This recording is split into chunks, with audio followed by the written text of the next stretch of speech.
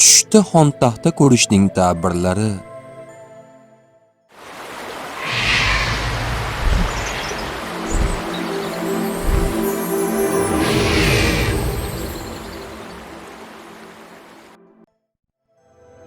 Ibn Sirin aytadiki, tushda xontaxtasi borligini va xontaxta ustida taomlar bo'lib, undan tanovul qilganini ko'rsa, yegani miqdoriga qarab boylik va ne'mat topadi.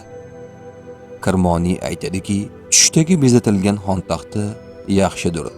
Yemasdan yig'ib olganini ko'rilsa, g'am va anduhdir.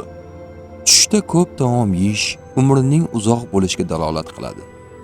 Tushda xontaxta ustidagi taom 3 xil ekanini ko'rsa, ruhining keng bo'lishiga dalolat qiladi.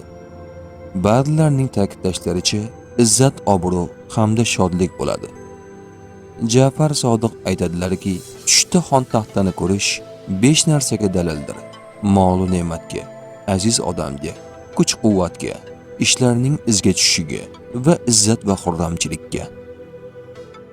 Tush ta'biri bashorat emas, barcha narsani bilguvchi yagona zot Allohdir.